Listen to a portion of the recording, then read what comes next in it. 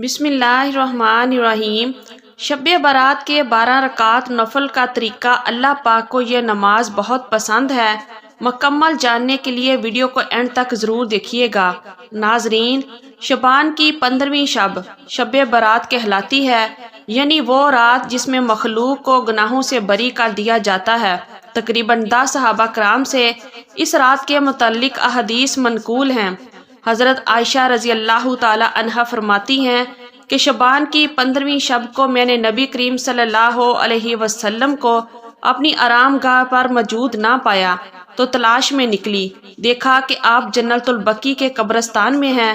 پھر مجھ سے فرمایا کہ آج شعبان کی 15ویں رات ہے۔ اس رات میں اللہ تعالیٰ آسمان دنیا پر نزول فرماتا ہے اور قبیلہ بنی کلب کی بکریوں کے بالوں کی تعداد سے بھی زیادہ گناہ گاروں کی بخشش فرماتا ہے۔ دوسری حدیث میں ہے، اس سال پیدا ہونے والے ہر بچے کا نام لکھ دیا جاتا ہے۔ اس رات میں اس سال مرنے والے ہر آدمی کا نام لکھ لیا جاتا ہے۔ اس رات میں تمہارے اعمال اٹھائے جاتے ہیں اور تمہارا رزق اتارا جاتا ہے۔ اسی طرح ایک روایت میں ہے کہ اس رات میں تمام مخلوق کی مغفرت کر دی جاتی ہے سوائے 7 لوگوں کے: مشرک، والدین کا نافرمان، کینہ رکھنے والا، شرابی، قاتل، شلوار کو ٹخنوں سے نیچے لٹکانے والا اور چغل خور۔ ان 7 افراد کی اس عظیم رات میں بھی مغفرت نہیں ہوتی جب تک کہ یہ اپنے جرائم سے توبہ نہ کر لیں۔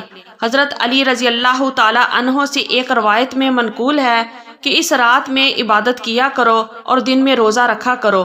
اس رات سورج غروب ہوتے ہی اللہ تعالیٰ اپنے بندوں کی طرف متوجہ ہوتا ہے اور اعلان ہوتا ہے، کون ہے جو گناہوں کی بخشش کروائے، کون ہے جو رزق میں وسعت طلب کرے، کون مصیبت زدہ ہے جو مصیبت سے چھٹکارا حاصل کرنا چاہتا ہو۔ ان احادیث کریمہ اور صحابہ کرام اور بزرگان دین کے عمل سے ثابت ہوتا ہے کہ اس رات میں 3 کام کرنے کے ہیں: قبرستان جا کر مردوں کے لیے ایصال ثواب اور مغفرت کی دعا کی جائے۔ لیکن یاد رہے کہ نبی کریم صلی اللہ علیہ وسلم سے ساری حیات مبارکہ میں صرف ایک مرتبہ شب برات میں جنت البقیع جانا ثابت ہے۔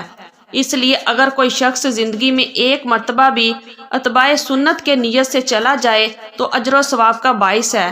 لیکن پھول، پتیاں، چادر چڑھاوے اور چراغاں کا اہتمام کرنا اور ہر سال جانے کو لازم سمجھنا، اس کو شب برات کے ارکان میں داخل کرنا یہ ٹھیک نہیں ہے۔ جو چیز نبی کریم صلی اللہ علیہ وسلم سے جس درجے میں ثابت ہے، اس کو اسی درجے میں رکھنا چاہیے۔ اس رات میں نوافل، تلاوت، ذکر و اذکار کا اہتمام کرنا۔ اس بارے میں یہ واضح رہے کہ نفل ایک ایسی عبادت ہے جس میں تنہائی مطلوب ہے۔ یہ خلوت کی عبادت ہے، اس کے ذریعے انسان اللہ کا قرب حاصل کرتا ہے۔ لہٰذا نوافل وغیرہ تنہائی میں اپنے گھر میں ادا کر کے اس موقع کو غنیمت جانیں۔ نوافل کی جماعت اور مخصوص طریقہ اپنانا درست نہیں ہے۔ یہ فضیلت والی راتیں شور و شغب اور میلے اجتماع منعقد کرنے کی راتیں نہیں ہیں، بلکہ گوشتہ تنہائی میں بیٹھ کر اللہ سے تعلقات استوار کر کے قیمتی لمحات ہیں۔ ان کو ضائع ہونے سے بچائیں۔ دن میں روزہ رکھنا بھی مستحب ہے۔ ایک تو اس بارے میں حضرت علی رضی اللہ تعالی عنہ کی روایت ہے، اور دوسرا یہ کہ نبی کریم صلی اللہ علیہ وسلم ہر ماہ ایام بیض کے روزوں کا اہتمام فرماتے تھے۔ لہٰذا اس نیت سے روزہ رکھا جائے تو اجر و ثواب ہوگا۔ باقی اس رات میں پٹاخے بجانا، آتش بازی کرنا اور حلوے کی رسم کا اہتمام کرنا، یہ سب خرافات اور اسراف میں شامل ہے۔ شیطان ان فضولیات میں انسان کو مشغول کر کے اللہ کی مغفرت اور عبادت سے محروم کر دینا چاہتا ہے، اور یہی شیطان کا اصل مقصد ہے۔ شب برات جہاں ہم دیگر نوافل کا اہتمام کرتے ہیں، بہت ساری نفل نماز پڑھتے ہیں، میری آپ سے گزارش ہے کہ شب برات یہ 12 رکعت نماز نفل آپ ضرور پڑھیے گا۔ اس نماز کے پڑھنے کی بہت زیادہ فضیلت ہے اور اللہ رب العالمین کو یہ نماز بہت زیادہ پسند ہے۔ اس نماز کی فضیلت کے بارے میں رسول اللہ صلی اللہ علیہ وسلم نے ارشاد فرمایا کہ فرض نمازوں کے بعد نوافل میں سب سے افضل نوافل ہے۔ یہ فرض نمازوں کے بعد نفل نماز میں سب سے افضل نفل نماز ہے۔ یہ آپ شب برات والی رات آپ ضرور ادا کیجیے گا۔ اس کے پڑھنے کی بہت زیادہ فضیلت ہے۔ اس رات یہ نوافل آپ ضرور پڑھیے گا۔ اس نماز کے پڑھنے کا طریقہ کیا ہے؟ نیت کیسے کریں گے، اس نماز کا وقت کب شروع ہوتا ہے، کب ختم ہوتا ہے، مکمل طریقہ آپ لوگوں کے ساتھ شیئر کرنے جا رہے ہیں۔ اس نماز کا وقت کب شروع ہوتا ہے اور کب ختم ہوتا ہے، تو اس حوالے سے جان لیجئے کہ عشاء کے فرض ادا کرنے کے بعد سے لے کر صبح طلوع فجر ہونے سے پہلے تک، یعنی سحری کا وقت ختم ہونے تک اس نماز کا وقت رہتا ہے۔ اس پوری رات میں آپ کسی بھی وقت یہ نماز ادا کر سکتے ہیں، یعنی عشاء کی نماز ادا کرنے کے بعد جیسے ہی آپ نے فرض پڑھ لیے تو اس کا وقت شروع ہو گیا۔ اب آپ کبھی بھی کسی بھی رات کے حصے میں اس نماز کو پڑھ سکتے ہیں۔ صبح سحری کا وقت ختم ہونے تک اس نماز کا وقت رہتا ہے، اور اس نماز کو ادا کرنے کا جو افضل وقت ہے وہ صبح سحری کا وقت ہے۔ اس وقت میں یہ نوافل ادا کیجیے گا۔ اب رہا یہ مسئلہ کہ اس نماز کے پڑھنے کا طریقہ کیا ہے، کون سی صورتیں پڑھیں گے۔ کوئی خاص صورتیں ہیں، ایسا بالکل نہیں ہے۔ ویسے تو اس نماز کو پڑھنے کے بہت سارے طریقے ہیں، لیکن آسان طریقہ آپ کو بتاتے چلیں کہ 2 رکعت کر کے 12 رکعت پڑھیں گے آپ، یعنی 2 رکعت پڑھی، پھر سلام پھیر دیا، پھر 2 رکعت کی نیت کریں گے، پھر سلام پھیریں گے۔ 2 رکعتوں کے بعد اسی طرح ہم نے 12 رکعتیں پڑھنی ہے، اور یہ نفل نماز ہے اور اس کے پڑھنے کا طریقہ کوئی خاص نہیں ہے۔ آپ نماز شروع کریں گے، تکبیر تحریمہ کہہ کر اللہ اکبر کہتے ہوئے ہاتھ باندھ لیں۔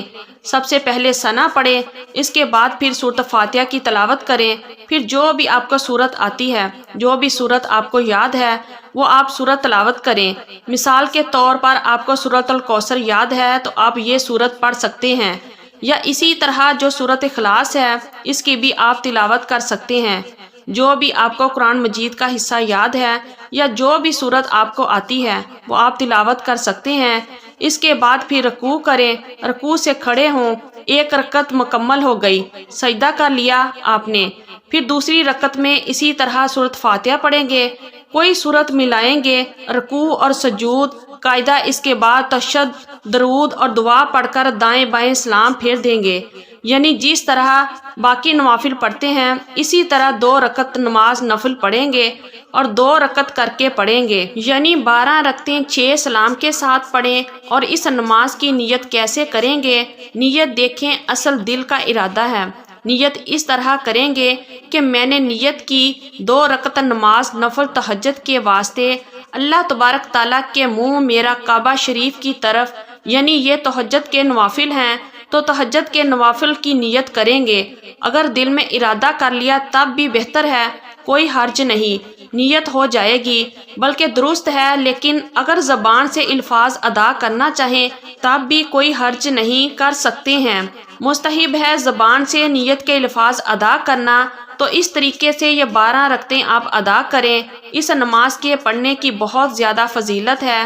رسول اللہ صلی اللہ علیہ وسلم نے ارشاد فرمایا، فرض نمازوں کے بعد نوافل میں سب سے افضل نوافل تہجد کے نوافل ہیں، تو اس لیے اس رات میں ان نوافل کا اہتمام بھی آپ ضرور کیجیے گا، اور بہتر اور افضل وقت وہ رات کا آخری حصہ ہے۔ رات کے آخری حصے میں اس نماز کو آپ ادا کریں۔ مجھے اپنی دعاؤں میں ضرور یاد رکھیے گا۔ دعا ہے کہ اللہ تعالی ہم سب کو نیک عمل کرنے کی توفیق عطا فرمائے، آمین یا رب العالمین۔